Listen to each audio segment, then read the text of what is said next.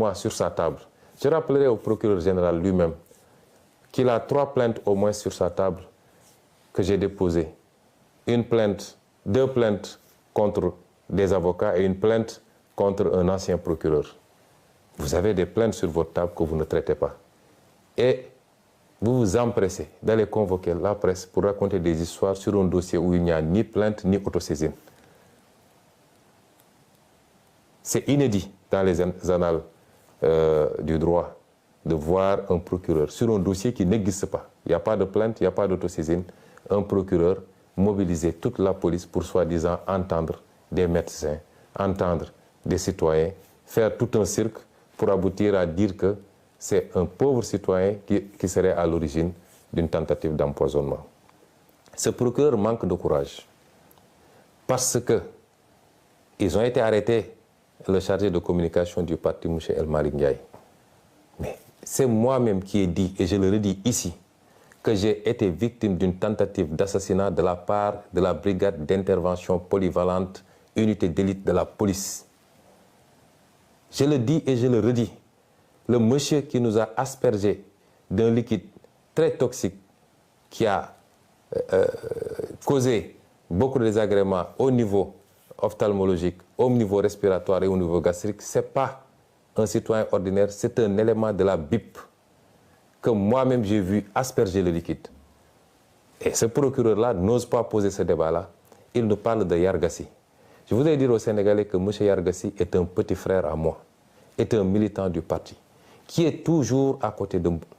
Si vous avez l'habitude de voir les vidéos, même quand j'embarque à l'aéroport pour aller à Ziguinchor, jusqu'au pied de l'avion, c'est M. Yargassi qui m'accompagne.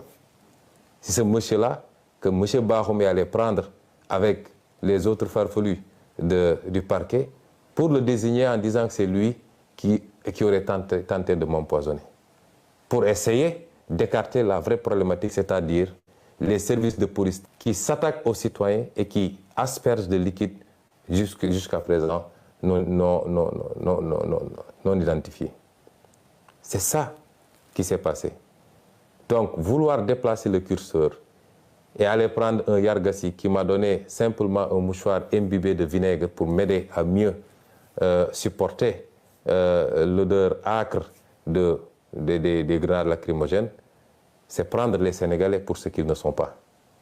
Et je dis à tous ceux qui veulent l'entendre que M. Yargassi n'a rien à voir avec cette affaire-là, que le procureur, la justice de manière générale, depuis quelque temps, la manière dont ils fonctionnent, devenus des mercenaires de Macky Sall, certains magistrats en tout cas, devenus des mercenaires de Macky Sall, essaient de déplacer le problème pour sacrifier un petit frère, un militant du parti, à qui je confierai ma vie pour essayer de lui imputer un acte grave posé par les services de police. Au-delà, de quoi est-ce que ce procureur a peur? M. Ousmane Sonko n'a pas déposé une plainte, a clairement dit que c'est la police qui l'a aspergé de ce liquide. Je n'ai pas été informé d'une autosaisine. Je n'ai pas été entendu. De quoi est-ce qu'ils ont peur? Au point de faire des réquisitions dans les laboratoires d'analyse, de convoquer tous les médecins pour essayer de savoir le contenu des analyses. Qu'est-ce qu'ils ont à se reprocher? Eux-mêmes savent exactement ce qu'ils ont aspergé sur nous, moi-même, Maître Clédor Ciré Ly, et dans une moindre mesure même, M. Guy Marius Sagna. Je peux rassurer le procureur, ce qui doit être analysé le sera. Nous l'avons envoyé où il faut, parce que nous savions qu'ici au Sénégal, il mettrait la pression sur tous les laboratoires pour ne pas que les choses soient transparentes. Nous avons envoyé là où nous devons envoyer. Il nous a été promis que les résultats seront connus dans les prochains jours. Nous attendons de savoir qu'est-ce que donneront ces analyses-là. Ce n'est pas la peine, en attendant, de s'agiter autrement, monsieur le procureur. Restez tranquillement à votre place. Monsieur le procureur a parlé de dossier médical concernant Ousmane Sonko. Je veux dire aux Sénégalais que toute cette agitation depuis quelques jours, c'est qu'ils veulent savoir qu'est-ce qu'il y a dans mon dossier médical, en toute violation des règles.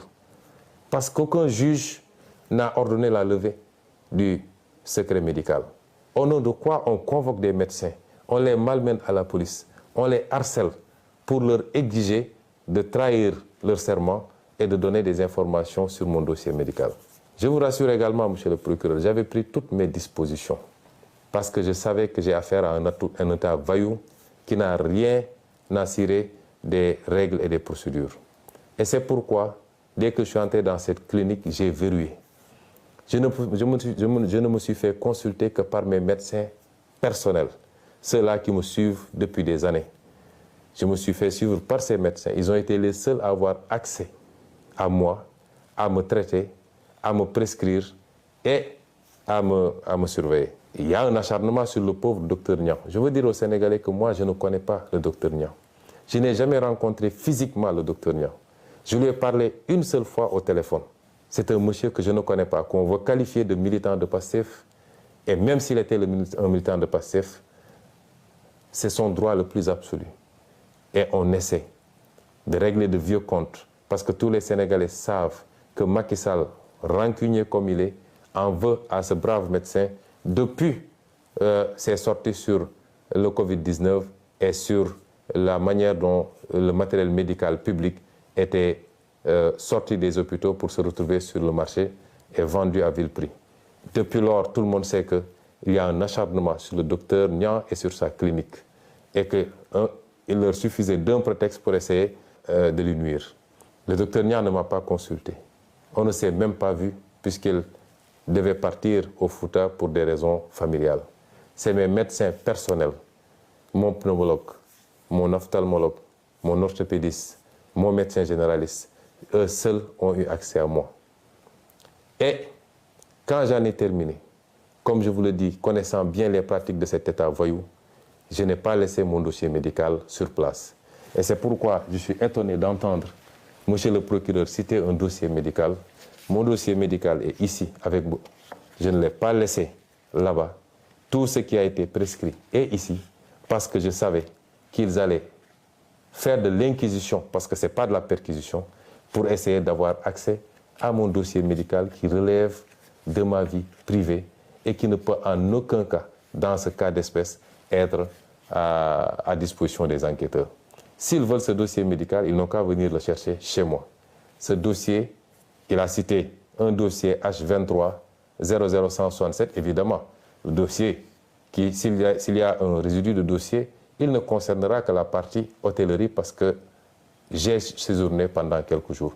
Mais pour tout le reste, le dossier médical est ici, entre mes mains, et ne sera jamais à disposition de cette parodie de justice. Ceci dit, je voudrais rassurer les Sénégalais. Le dossier est suivi comme il doit être suivi. J'ai bénéficié d'un bon traitement de la part de mes médecins. Nous avons envoyé des échantillons là où il fallait, dans plusieurs endroits à l'étranger. Nous attendons les résultats. Et si les résultats concluaient dans tel ou tel sens, si rien n'a été découvert, on vous le dira. Si évidemment c'est des produits toxiques qui ont été découverts, nous vous le dirons également. Mais je maintiens, je signe, je persiste et je réitère à dire que j'ai été victime d'une tentative d'assassinat.